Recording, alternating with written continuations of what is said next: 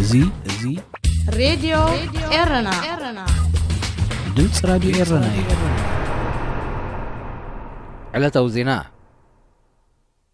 ሩስያ ናብ አፍሪቃ ብሰደድ ካብ እትልእኮ ነገራት መግቢ ኣብ ቀዳማይ ደረጃ ከም ዝስራዕ ፕሬዝደንት ሃገር ቭላድሚር ፑቲን ገሊጹ። ንሱ ብዝሃቦ መግለፂ መሰረት ሩስያ ኣብዚ እዋን እዚ $25 ቢልዮን ዝግመት መግቢ ናብ አፍሪቃ ብሰደድ ክትልእኽ እንከላ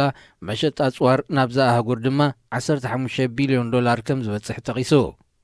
ኣብ መጻኢ ድማ መዛ ኣህጉር ኣብ መግቢ ዕደና ሕርሻ ጥዕናን ትምህርትን ዘተኮረ ንግድን ፕሮጀክታትን ንምዕባይ መደብ ከም ዘሎ ፍሊጡ። ፕሬዝደንት ፑቲን ነዚ መግለፂ ዝሃበ ብኣጋጣሚቲ ልዕሊ 30 መራሕቲ ሃገራት ኣፍሪቃ ዝተሳተፍዎ ኣብ ቾሲ ዝተጋበአ ዋዕላ ሩስያን ሃገራት ኣፍሪቃን እዩ። እቲ ዋዕላ ሃገራት ኣፍሪቃ ካብ ሩስያ ኣፅዋር ንምሽማት ንምድፍፋእ ዝዓለመ እናበሉ ዝተፈላለዩ ተንተንቲ ክገልጽዎ ጸኒሖም እዮም። መንግስቲ ሩስያ ኢትዮጵያ ንትርከበን 16 ሃገራት ካብ ነዊሕ ዓመታታት ሒዙ ካብ ሸመተ ኣፅዋርን ካልእን ተዋህሊሉ ዝጸንሐ $20 ቢልዮን ዕዳ ሰሪዙለን ኣሎ። ኤርትራ፣ ናይጀርያ፣ ደቡብ ኣፍሪቃን ካሜሮንን ነዚ ዓመት ቅድሚ ምዝዛሙ ናይ $4 ቢልዮን ኣፅዋር ናይ ምሽማት መደብ ከም ዘለወን ኣብቲ ካብ 23 ክሳብ 24 ጥቅምቲ ዝተኻየደ ዋዕላ ተገሊጹ እዩ። መንግስቲ ኢትዮጵያ ድሕነት ዜጋታት ኣብ ምውሓስ ግብኡ ክገብር 7 መራሕቲ ሃይማኖት ሃገር ጸዊዖም። ንሳቶም ነዚ ዝጸውዑ ዝሓለፈ ቅንያት ኣብ ክልል ኦሮሞ ድሕሪ ዝተጓሃረ ግጭት ብውሕዱ 67 ሰባት ድሕሪ ምቕታሎምን ኣብ ሓያሎ ክልላት ድማ ተመሳሳሊ ሓደጋ ኣንጸላልዩ ብምህላውን እዮም። መራሕቲ ሃይማኖት ኢትዮጵያ ዝሓለፈ ሰሙን ኣብ ዘካየድዎ ጋዜጣዊ መግለጺ መንግስቲ ድሕነት ዜጋታት ምሕላውን ጸጥታ ሃገር ኣብ ምርግጋጽን ሓላፍነት ከም ዘለዎ ብምዝኽኻር ነዚ ንዘፍርሱ ወገናት ክቐጽዕ ጽቡቕ ኣበርክቶ ንዝገበሩ ድማ ክሽልም ግዴታ ከም ዘለዎ ተሓሳሲቦም። ኣብ ኢትዮጵያ ጸጸኒሑ ዝነትግ ዘሎ ናይ ብሔር ግጭታት መንግስቲ እቲ ሃገር ሙሉእ ብምሉእ ክቆጻጸሮ ዓቕሚ ከም ዝሰኣነ ምልክት እዩ ክብሉ ሓያሎ ኢትዮጵያውያን ወገናት ትንታነታቶም ይህቡ ከም ዘለዉ ዝፍለጥ እዩ። እዚ ትንታነታት ዝውሃብ ዘሎ ኣብ ዝሓለፈ ሰሙን ወናኒ ማዕከን ዜና ኦሮሚያ ሚድያ ኔትወርክ ዝኾነ ጆሃር መሐመድ ኣብ ልዕለይ መጥቃዕቲ ንምክያድ ውጥን ተኻይዱ ክብል ብማሕበራዊ ሚድያታት ድሕሪ ዝሃቦ መግለጺ ብደገፍቱ ተወላዶ ኦሮሞ ግጭታት ድሕሪ ምጉሃር እዩ። ኣብ ኢትዮጵያ ኣብዚ ዓመትን መንፈቕን ብሰንኪ ተኸሲቱ ዘሎ ዘይርግእ ኩነታትን ጸጸኒሑ ዝነትግ ናይ ብሔር ግርጭታትን ኣማይት ሰባት ግዳያት ሞትን መቑሰልትን ኮይኖም ኣለዉ። ኣብ ማእከል ሶማል ከባቢ በለት ወይን ኣብ ሳልስ እዚ ብዝወረደ ሓያል ዝናብ ዝፈጠሮ ዕልቕልቕ ኣብ ሰብን ንብረትን ጉድኣት ወሪዱ። 16 ሰባት ዝጸዓነ ጃልባ ብሰንኪቲ ሃንደበት ዝዕልቕለቐ ጋሻ ውሕጅ ብምትሓላ እቶም 10 ከም ዝሞቱ ከንቲባ በለት ወይን ሳፍያ ሼክ ሓሰን ዓሊ ኣረጋጊጻ። ሓንቲ ካብቶም ግዳያት ጸሓፊታ ምዃና እውን ጠቒሳ። 85 ሚታዊት ናይታ ከተማ ብማይ ከም ዝዕለቕለቐ ዝሓበረ ትካል ሰብኣዊ ጉዳያት ሕቡራት ሃገራት ድማ ኣሳት 164,000 ሰባት ካብ መነባብሮም ተመዛቢሎም ምህላዎም ሓቢሩ። ዝበዝሐ መንበሪ ኣባይቲ ናይታ ከተማ ብውሕጅ ተወሲዱ ህዝቢ ብዘይ መጽለሊ ተሪፉ ብምህላው ትካላት ግብረ ሰናይ ህጹጽ ሓገዝ ከበርክታ ፕሬዝደንት መሐመድ ዓብደላ ፋርማጆ ጻውዒት ኣቕሪቡ። ኣብ ከባቢታ ከተማ ዝርከባ ሩባታት ካብ ዓቐን ላዕሊ ብምምልአን ኣውራ ጠንቅቲ ዕልቕልቕ ምዃንን እዮም ናይ ዓይኒ መሰኻኽር ዘመልክቱ። ዜና ኣብዚ ይፍጸም። إذاعة إرنا الدولية صوت أريتري مستقل. ሬድዮ ኤረና ናጻ ድምፂ ኤርትራውያን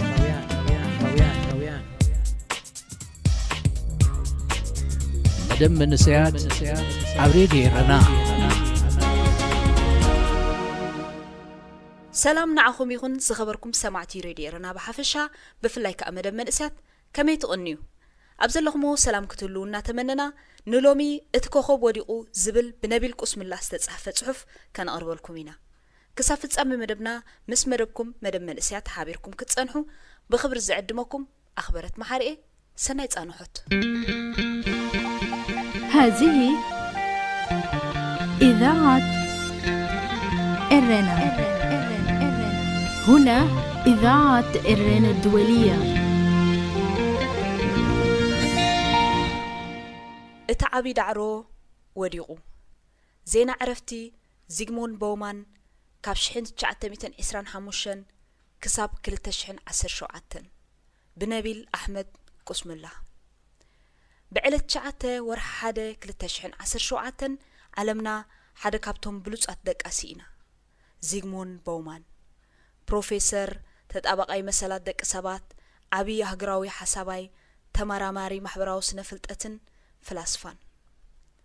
ናይ ሎሚ ትዕዝብታዊ ጽሑፈይ ነዞም ዝስዕቡ ነጥብታት ከጠቃልል እዩ እቲ ቀዳማይ ካብ ዝተፈላለዩ ምንጭታት ብዝኣከብክዎ ሓበሬታ ምርኩስ ብምግባር እሕጽር ኣቢለ ታሪኽ ህይወት ቦውማን ክገልጽ ኣስዒበ ኣበርክቶን ስራሓትን ቦውማን እቲ ካልኣይ ቀንዲ ስነ ሓሳብን ሞጎትን ቦውማን ኣብ ጉዳያት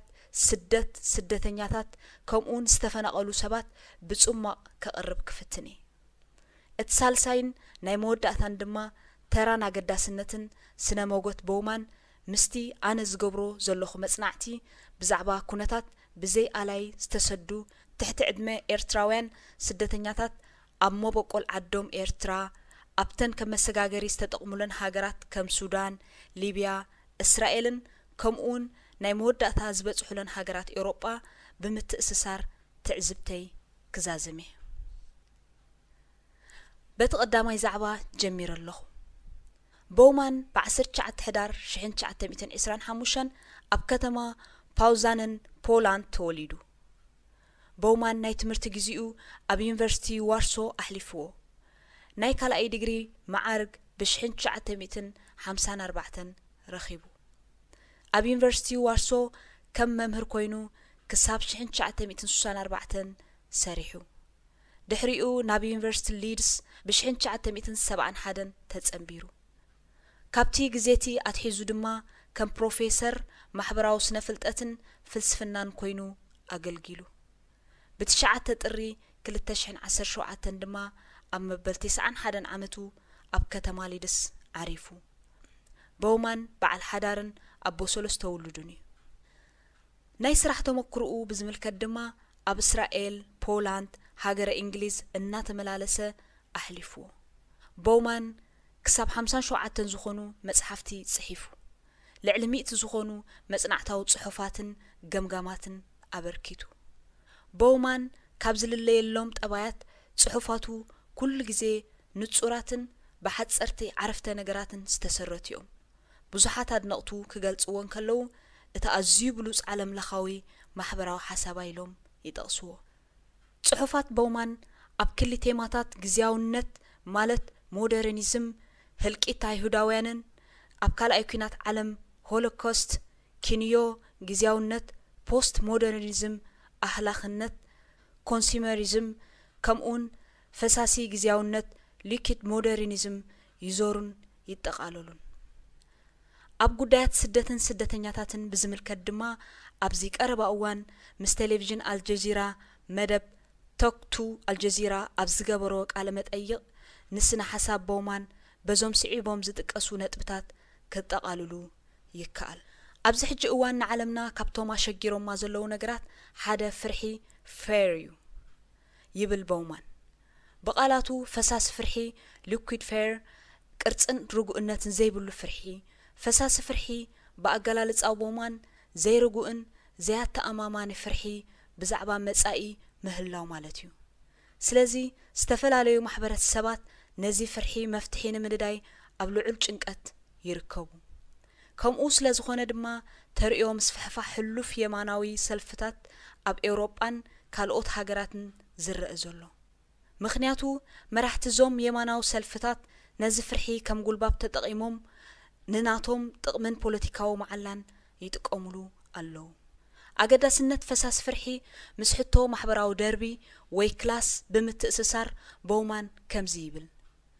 ፍርሕን ማሕበራዊ ደርብን ክልተ ገጽ ናይ ሓንቲ ሳንቲም እዮም ብመሰረት ቦውማን እቶም ኣብ ታሕተዋይ ደርቢ ዝርከቡ ሰባት በቶም ላዕለዎትን ማእከሎትን ደርቢ ምስ ዝጽቀጡ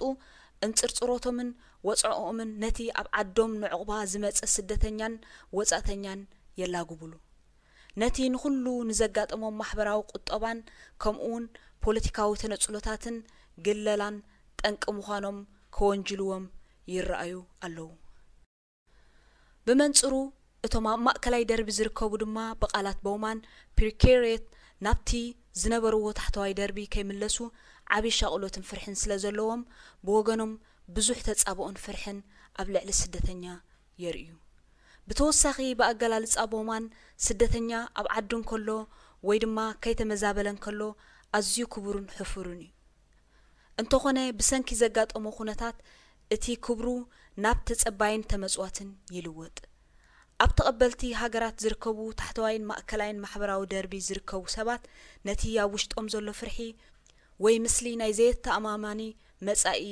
የጉልሕዎሞ ምስሊ ስደተኛ ምስሊ ዘይርግኡነት ይዘባርቕዎ እዚ ድማ መመሊሱ ዓብይ ሻቅሎት ይፈጥረሎም ቅድሚ ስነ ሓሳብ ቦውማን ምስቲናተይ መጽናዕቲ ምትእስሳረይ ሓንቲ ነጥቢ ክምልእ ኣብ ሓደ ኣጋጣሚ ብዛዕባ መጻኢ ኩነታት ዓለምና እንታይ ይረኣየካ ተባሂሉ ምስተሓተተ ቦውማን ከምዚሉ ይምልስ ብዙሕ ሩኢ ለውጢ ኣይጽበኒ ኣስዒቡ ኣነ ናይ ሓፂር ግዜ ዘይተስፉ ናይ ነዊሕ ግዜ ድማ ተስፉየ ይብል ቦውማን ምስ ዝገብሮ ዘለኹ መጽናዕቲ ብክልተ ነጥብታት ከተኣሳስሩ እየ ብመንገዲ ፍርሕን ብመንገዲ ዘይርጉጽነት መጻኢን